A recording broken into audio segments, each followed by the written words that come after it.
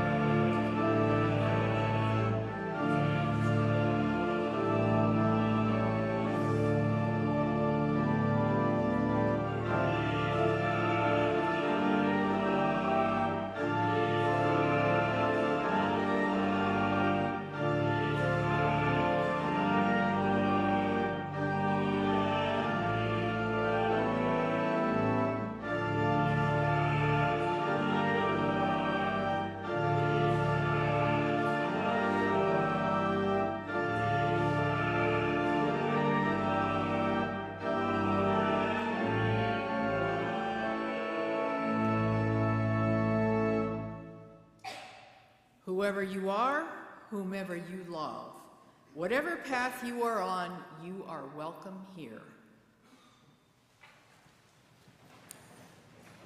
Our lighting the chalice words come from Gregory Pelly. And so we gather from the ebb and flow of our lives, thirsty for connection to ourselves, thirsty for connection to others, thirsty for connection to a larger life. As we light this chalice, may all who gather here be filled with joy and hope, filled with compassion and love. Here may we be filled so that we may pour ourselves out into the world.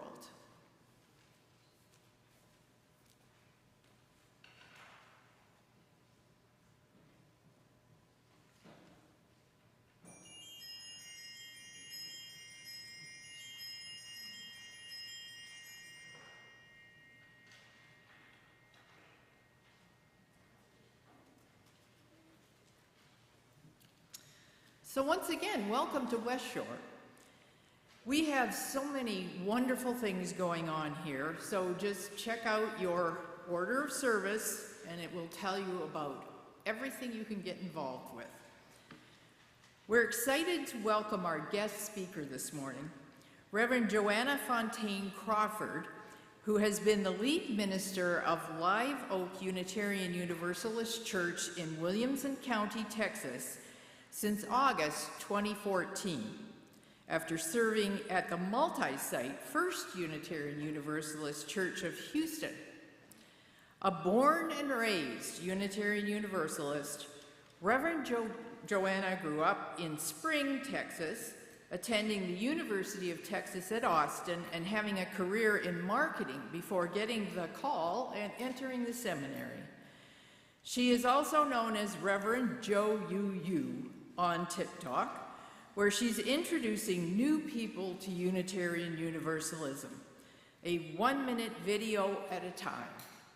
If you are here for the first or second time, and you don't mind letting the rest of us know, would you mind raising your hand? Great, thank you. It's great to see you. While our children go to their classes, let's greet each other warmly. The greeting time will end with the sounding of the bell.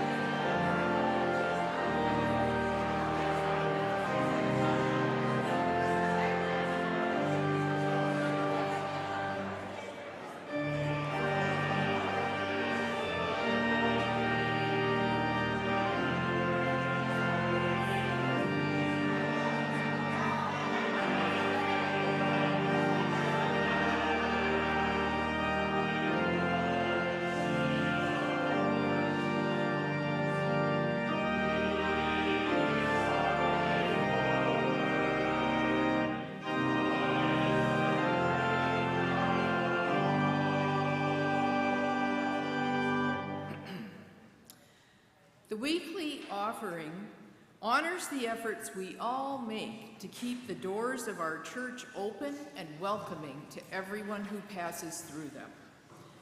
Please give generously to support our mission to be a welcoming congregation for everyone, no matter where you come from, who you love, or what you believe in. The offering will now be given and gratefully received.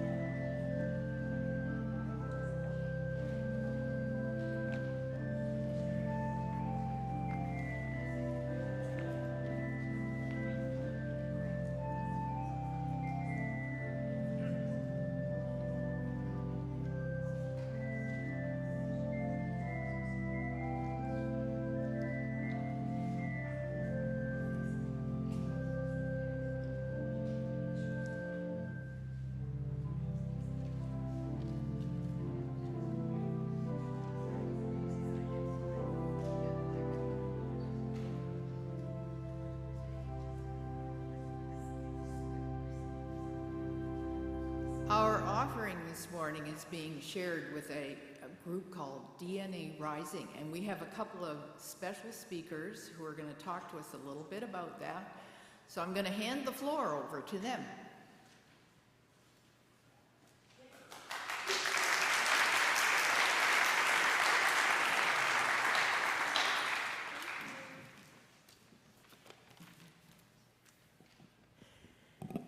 Good morning. We are so grateful to be here this morning. Thank you for welcoming us. I am Danielle Acosta, and I'm the president of a nonprofit called DNA Rising. This is one of my two co-founders, LaToya Smith. And we just wanted to give you just a little bit of information and background, as you see us in your program, just so that you can get an understanding of who we are and what we do. We are proud products of East Cleveland, Ohio. There are three of us, and all three mothers, may they all rest in peace, taught us that service is our purpose within our relationships with God and our communities. With our families full of veterans, one of us is a single mom, one of us was raised by a single mom. We personally saw the needs of these populations and set out to do something. The Torah in Deuteronomy 15:7 teaches, "For the poor you will always have with you in the land. Therefore I command you, open wide your hand to your brother, to the needy and to the poor in your land." And then the three gospel writers noted Jesus quoting that same scripture in Matthew 26, Mark 14, and John 12. Generous and active towards the poor, not apathetic. Even more so in our current climate, where the poor have somehow become the enemy. In Acts 4, the believers sold all their assets and gave to anyone who had need, and that's incredible and unheard of. The challenges of our homeless single moms are not too big. To quote from the book of Patricia, that's my mother, "When someone shows you who they are, believe them." DNA Rising is not just talking about this work. We have completed 2 major From the Studs Up bridge home renovations, and we support several families who are transitioning out of homelessness.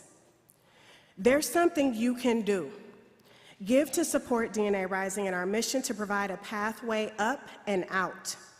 We may not have endowments and millionaire deep pocket donors, but let me tell you what we do have. We have you listening right now, and those you will tell about us. We have sincere hearts for the poor, and compassion, and integrity, and perseverance, and dedication, and creativity, and efficiency, and vision, and empathy. And most of all, we have the love of Jesus that spurs us on towards good deeds. I am convinced our mothers are proud because we do understand how wide and how long and how deep the love of God is. We can all make a difference. Join us, inshallah.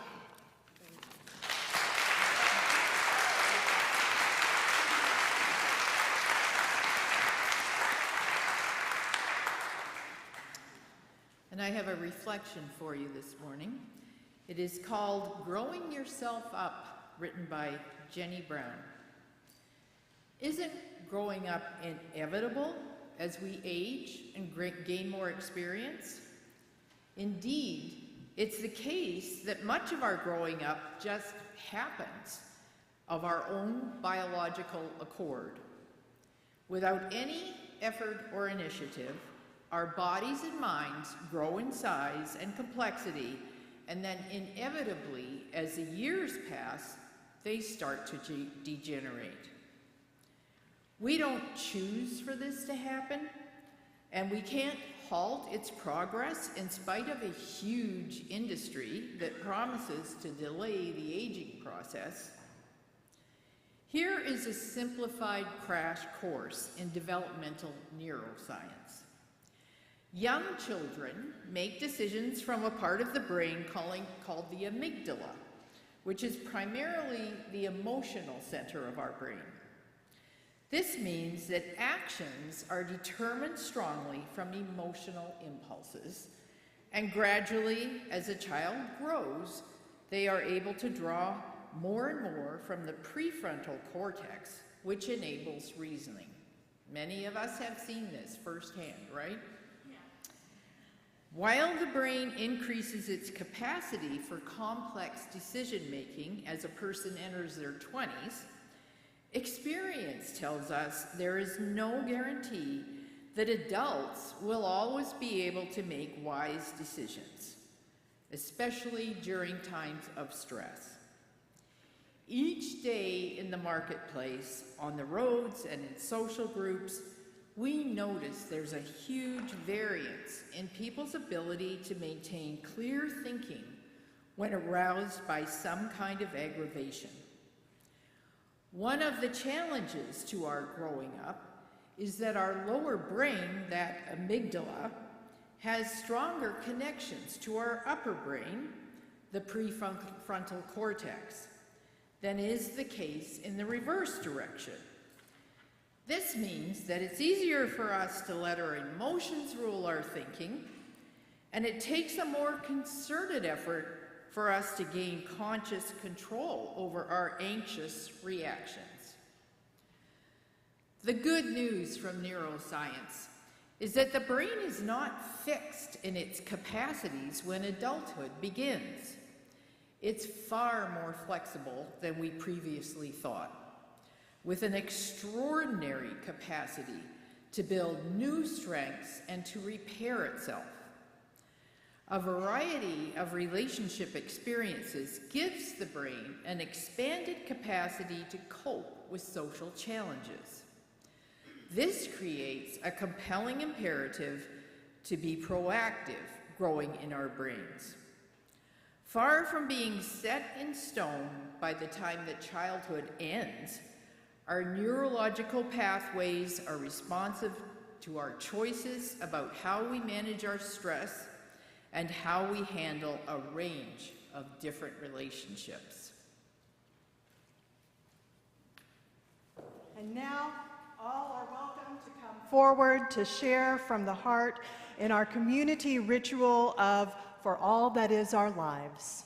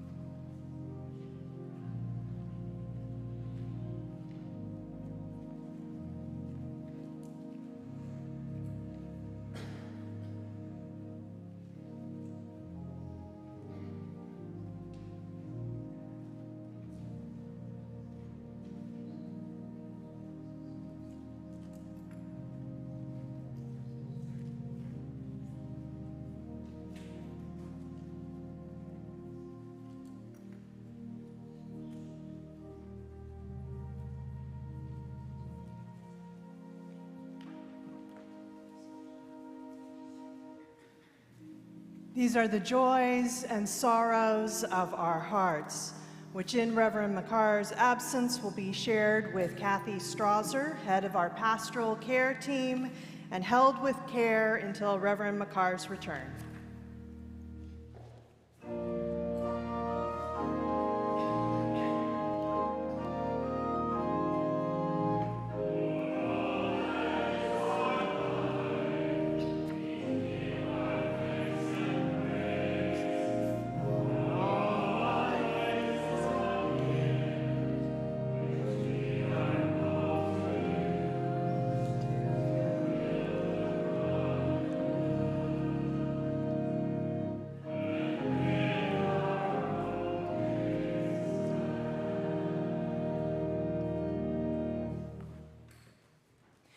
Good morning, and thank you very much for having me here. By the way, I don't know that I had mentioned this or put this in my biography. Even though I was raised a Unitarian Universalist, or because of it, the seminary I went to not only was not UU, I went to an evangelical seminary. And the majority of my classmates were National Baptist and AME. So what I am saying and sharing this with you is that if you want to make me feel at home, if you happen to hear me say something while I'm preaching that you agree with, feel free to let me know. Say an amen or you know, you go for it, girl, or whatever feels natural for you. Do it, lady. Some people got that one. You have to be on TikTok.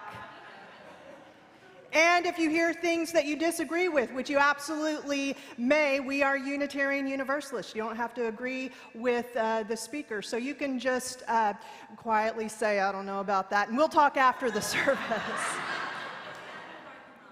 In order to live a fully authentic life, grounded in your personal integrity, for most of us, there is one lesson that we were taught implicitly or explicitly as children that we have to unlearn.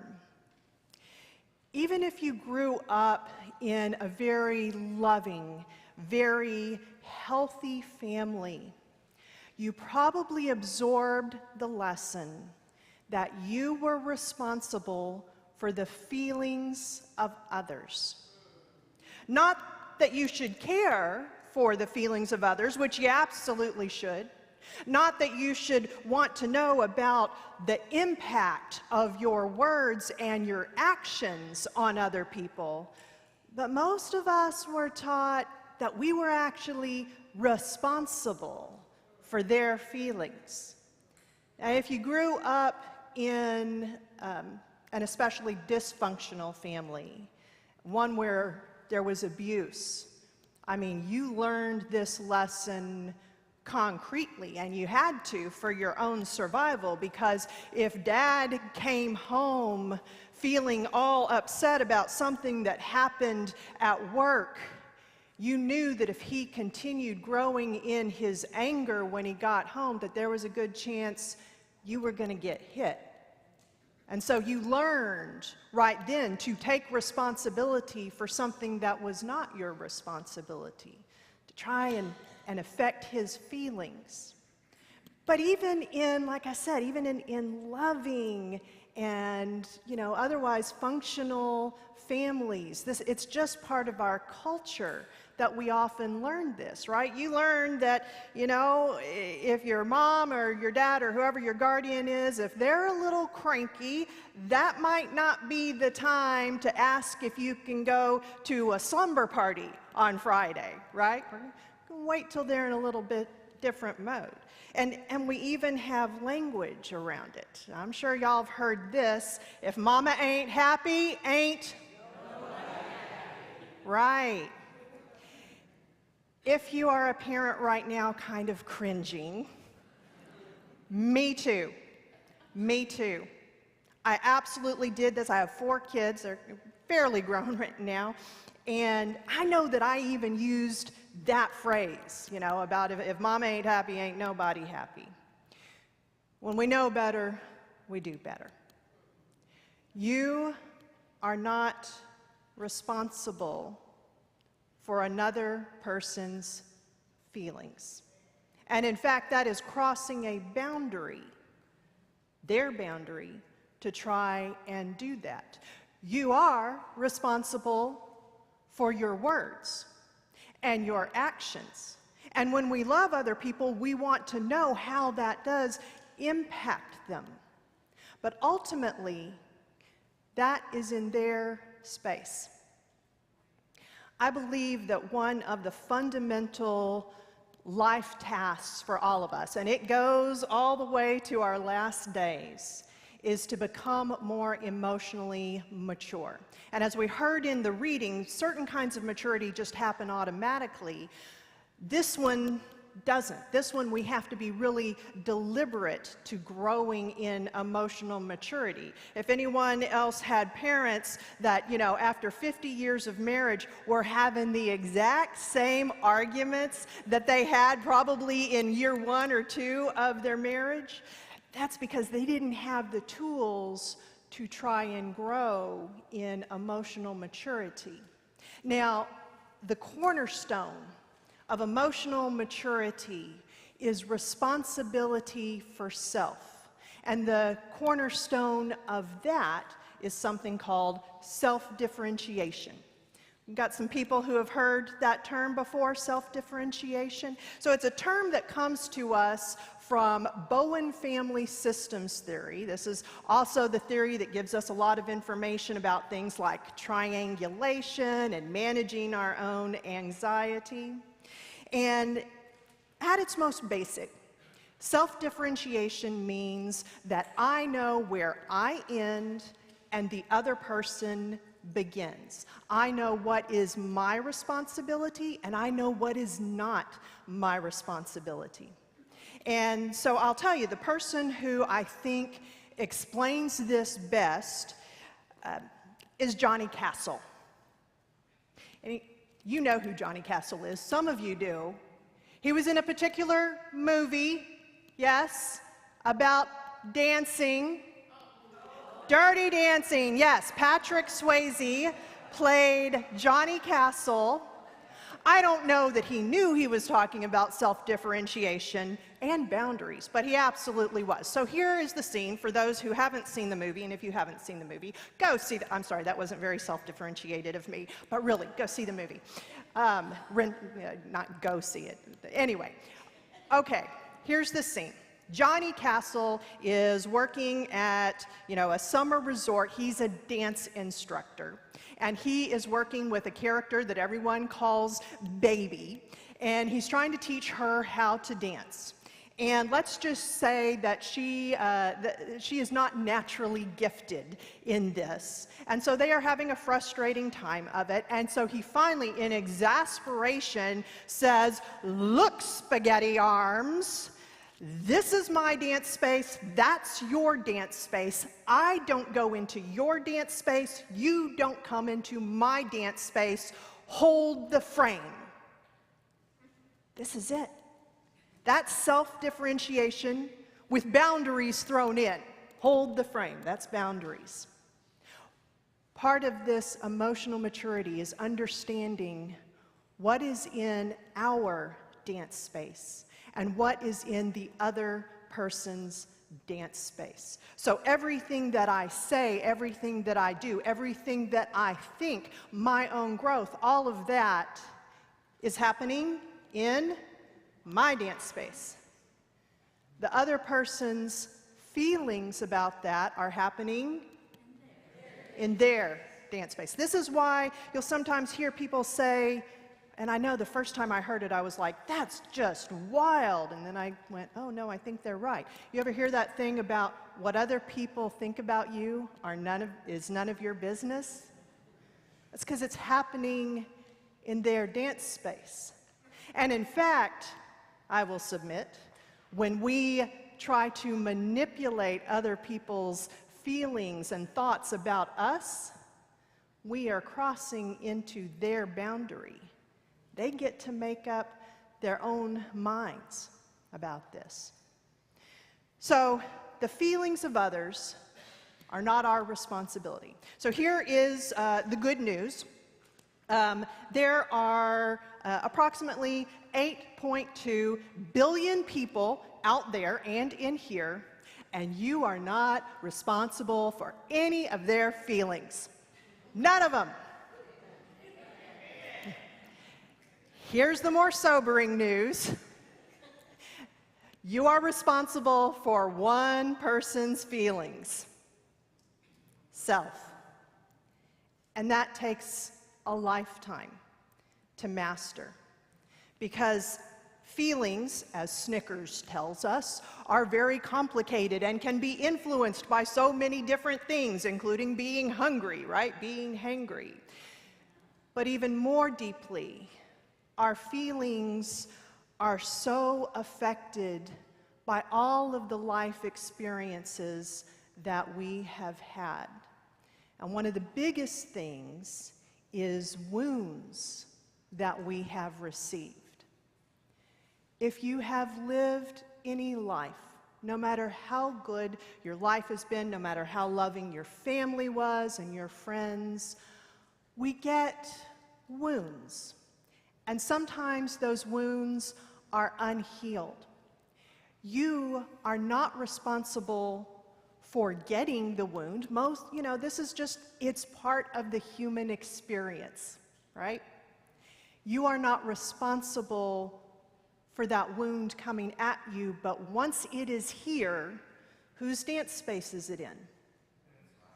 It's mine. And our wounds, if I haven't already said something controversial, I will do it now. Our wounds and our triggers are ultimately our responsibility to deal with.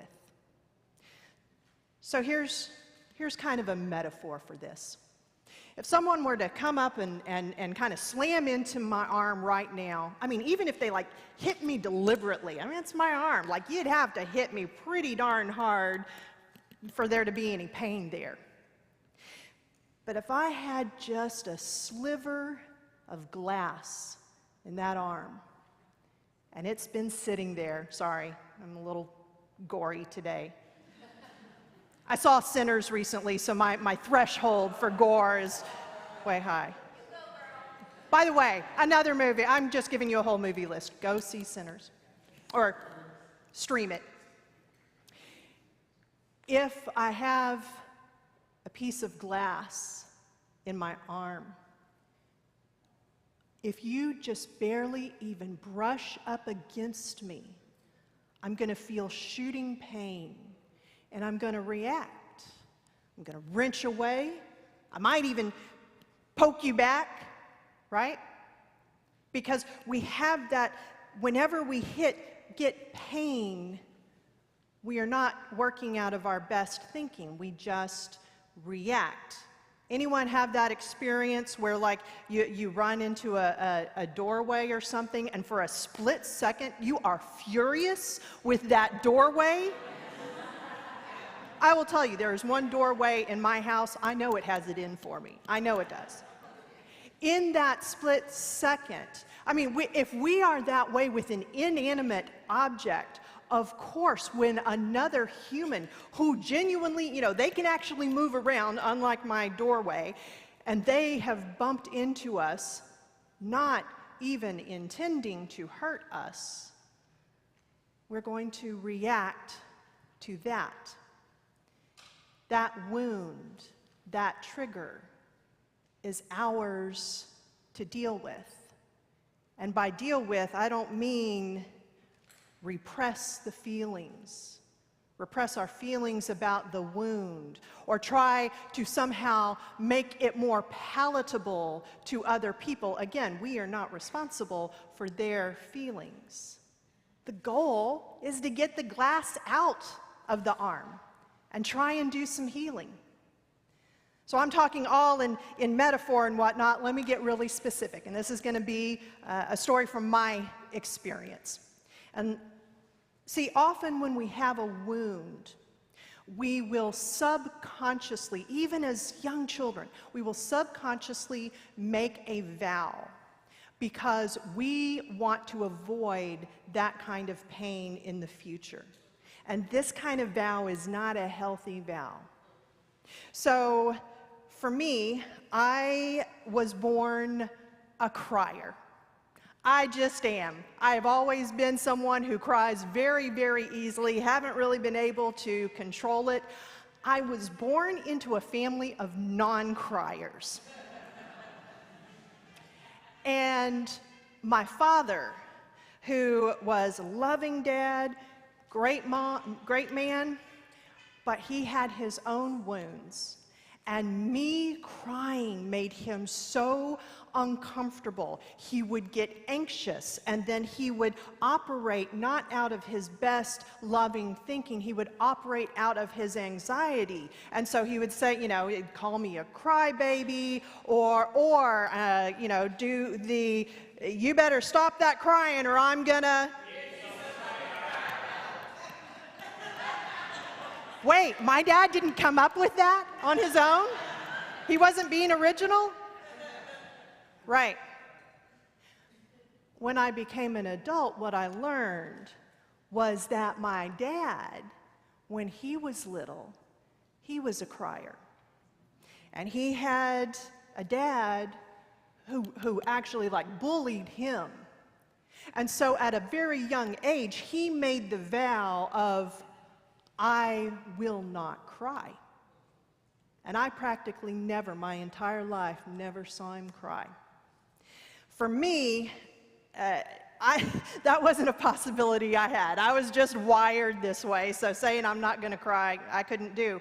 But what I could do is I could make the vow, and again, it's subconscious. We don't even know we're doing it. I could make the vow of, I am never going to be in a situation where I am around other people and they will see me cry. I nearly did not go into ministry because of it. Because I knew that in ministry, there were going to be things that would make you cry, would make me cry. Weddings, funerals, board meetings.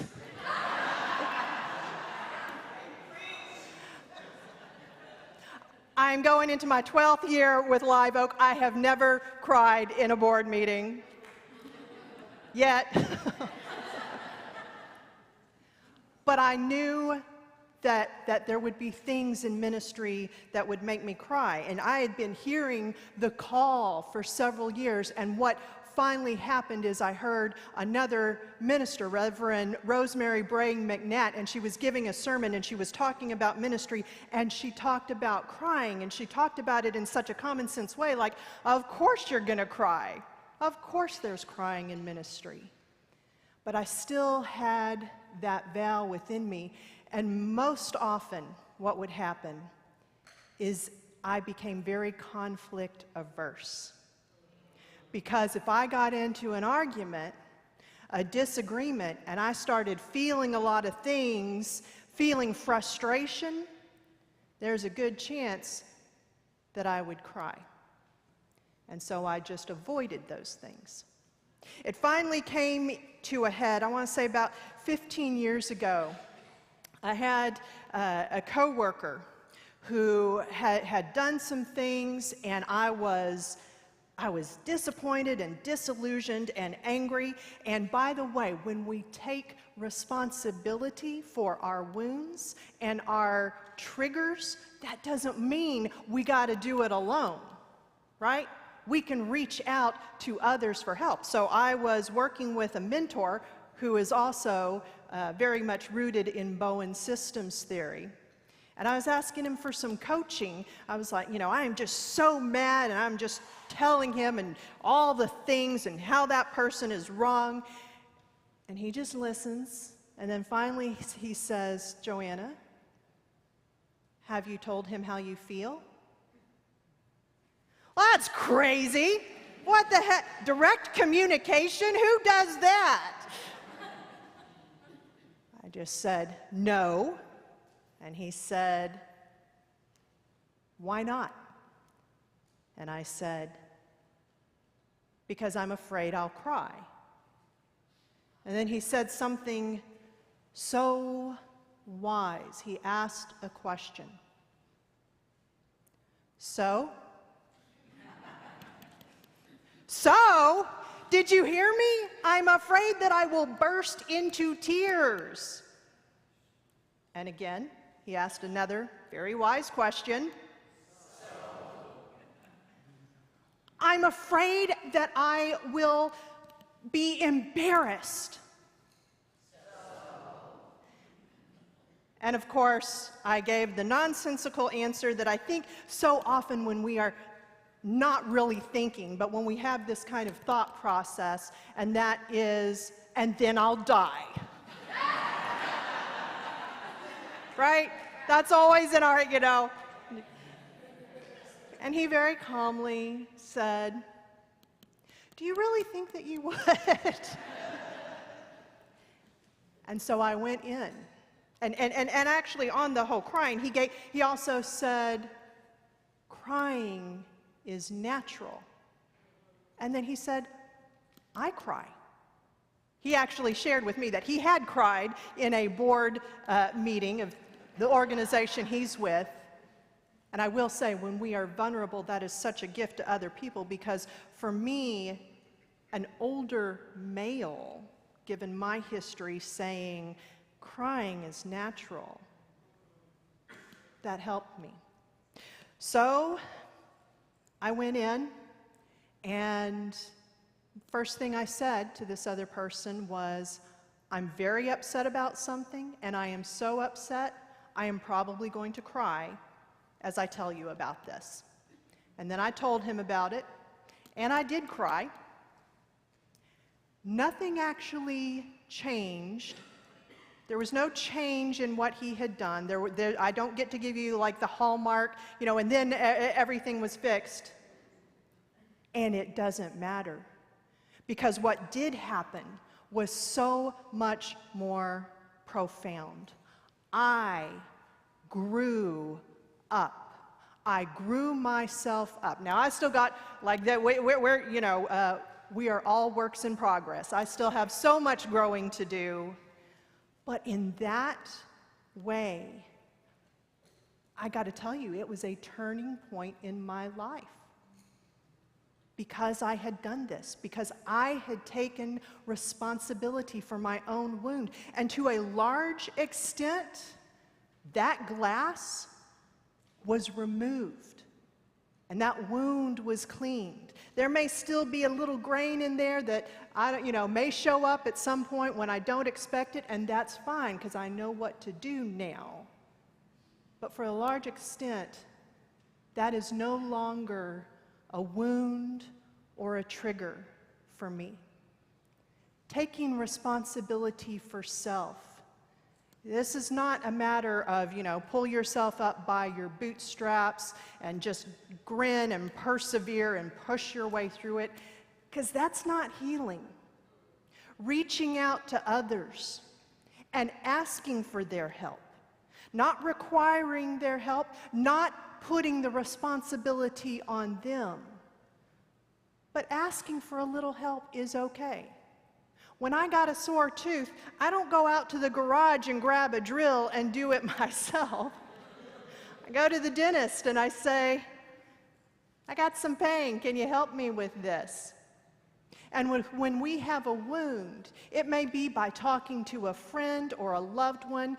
Depending on how deep the wound is, it may mean going and talking to your pastor or to a professional. But that is still taking responsibility. We are responsible for our wounds and our triggers and our feelings.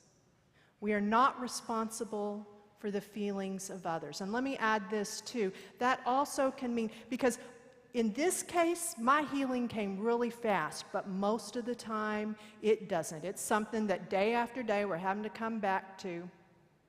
And it is okay, especially with your loved ones, to ask a request not trying to force them into anything, but asking if they will make a gift to you. Like I got another wound because I had 3 siblings, and then I came along 12 years later, surprise, and my parents, not even knowing, that there was anything particularly hurtful about it, would talk about, your siblings, they used to do twice as much work as you do.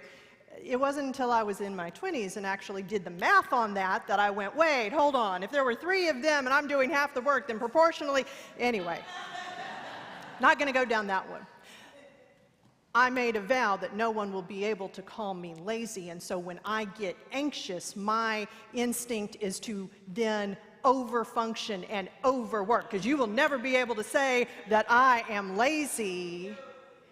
And so I can turn to my spouse or other people and say, hey, when you see me starting to do this, can you kind of point out that I'm over-functioning? Or maybe you have a friend who doesn't know this part about you, and they occasionally will make jokes, because it is such a joke, about how lazy you are. You can go to them and say, hey, I know that you're just teasing me, but this is actually a wound I have, and I am really working hard on it, but I'm not there yet, and when I hear you say that, it kind of stirs me up. If you are willing, I would love it if you didn't make that particular joke. We can do that. Again, especially when we're not attached, the other person gets to make their decisions. This thing of being responsible for what is within our dance space.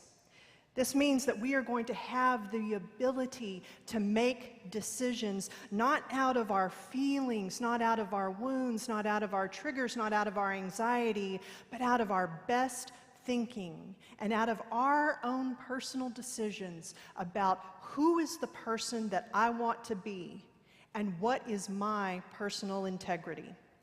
There's a writer, Henry Cloud, and he also specializes in Bowen family systems theory, and he says this: if we feel responsible for other people's feelings, we can no longer make decisions based on what is right.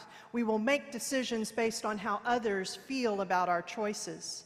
If we are always trying to keep everyone happy, then we cannot make the choices required to live correctly and freely. We can't determine how successfully we are living our lives by who is unhappy with us. If we feel responsible for other people's displeasure, we are being controlled by others. Look, spaghetti arms, this is my dance space, that's your dance space. Hold the frame.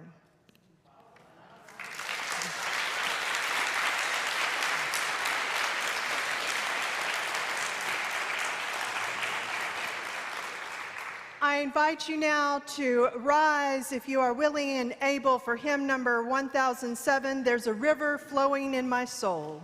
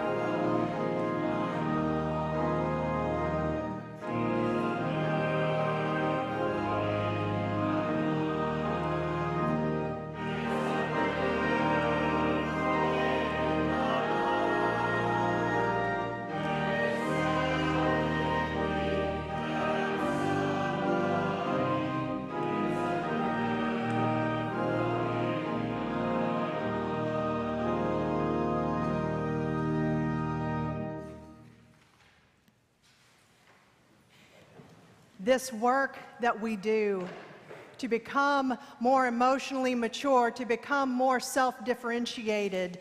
It's not something that we can just go and read a book, go sit in a closet and read a book and come out and go, that's it, I'm done. I'm self-differentiated.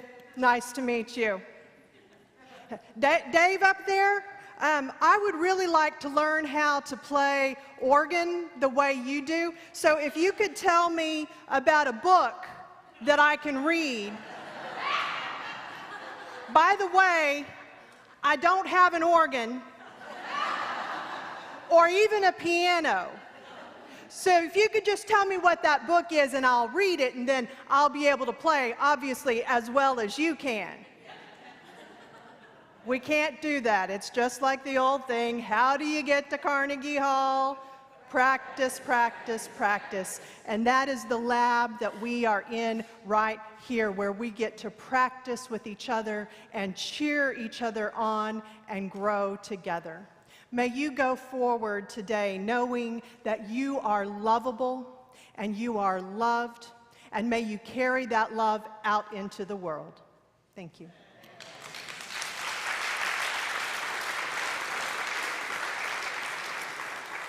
And will you join me in the words for extinguishing our chalice? We extinguish this flame, but not the light of truth, the warmth of community, or the fire of commitment. These we keep in